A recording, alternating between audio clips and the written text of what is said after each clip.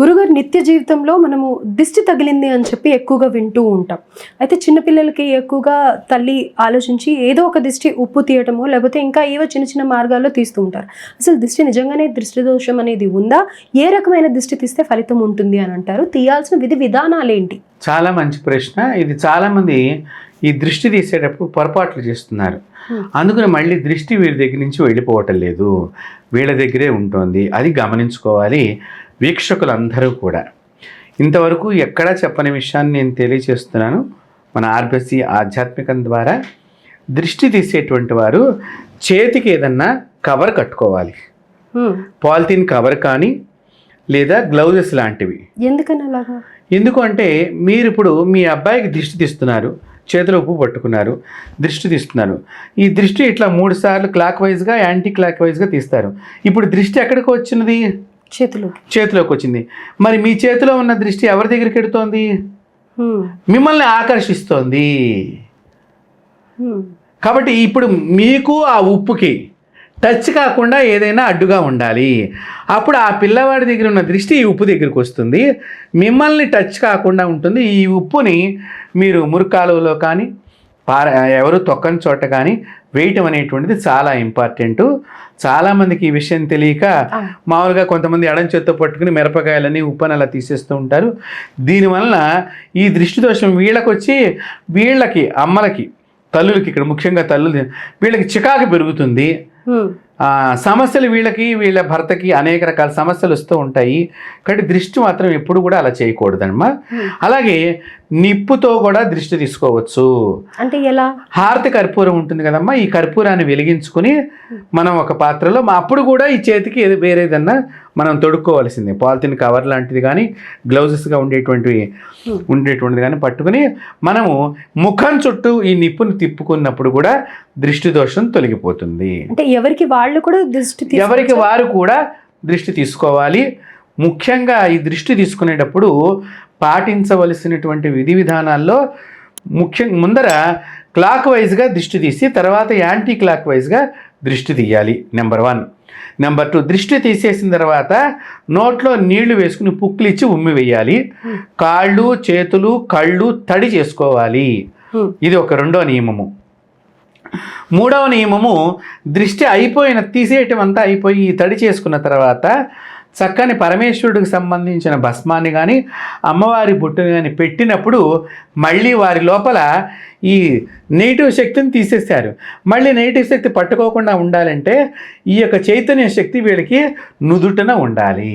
అయితే ఇక్కడ కొన్ని సందేహాలు ఏంటంటే కనుక దృష్టి తీయటం ఇంటి బయట, గుమ్మం బయటో లేకపోతే గేట్ బయటో ఇలా కొన్ని సందర్భాల్లో దృష్టి తీస్తూ ఉంటారు.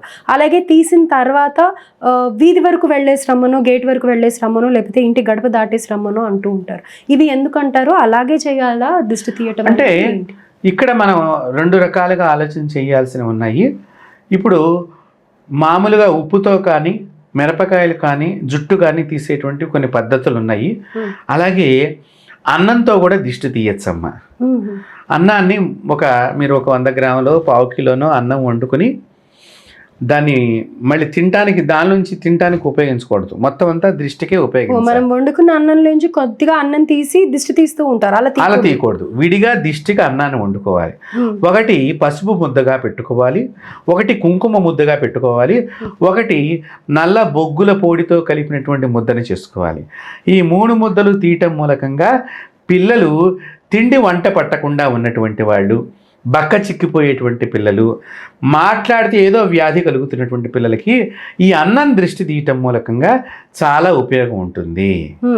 అలాగే ఎండుమిరపకాయల దృష్టి, శత్రు బాధలు ఎక్కువగా ఉన్నప్పుడు ఈ ఎండుమిరపకాయల దృష్టి తీసేసేయాలి.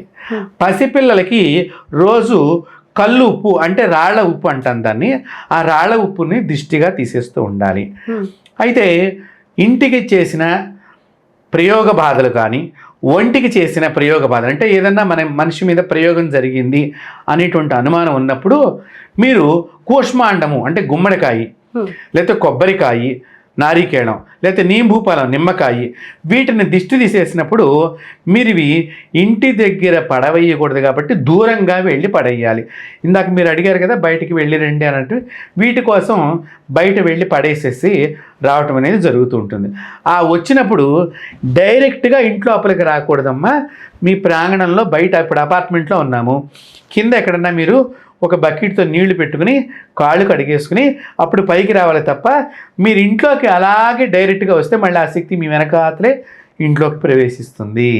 అయితే ఈ దిష్టి తీసే వాళ్ళు చాలా మటుకు చేసే తప్పు ఏంటంటే తమకి పోతే చాలు అనుకున్నట్టుగా రోడ్ల మధ్యలో ఇలా వేస్తూ ఉంటారు. అలా వేయొచ్చా? మీరేం చెప్తారు దానికి? ఒకరి దిష్టిని తీసేసుకుని మనం రోడ్డు మీద పడేస్తే అది వేరే వాళ్ళకి తగులుతుంది అనేటువంటిది కొన్ని విషయాల్లో చాలా జనాల్లో నానుకుపోయి ఉన్నాయి. ఇవన్నీ కూడా మీరు అడిగింది చాలా మంచి ప్రశ్న. అలా ఎప్పుడు కూడా చేయకూడదు. రోడ్డు మధ్యన అలా ఎప్పుడు కూడా మనం పడేయకూడదు. దాని ద్వారా ఎవరైనా తొక్కినప్పుడు దాటినప్పుడు వాహనం దాని మీద నుంచి వెళ్ళినప్పుడు వాళ్ళకి ఆ ప్రమాదం అంటుకుంటుంది. ఇప్పుడు మన బాధను పోగొట్టుకోవచ్చు కానీ పక్కవాడికి బాధను మాత్రం మనం ప్రసాదించకూడదు.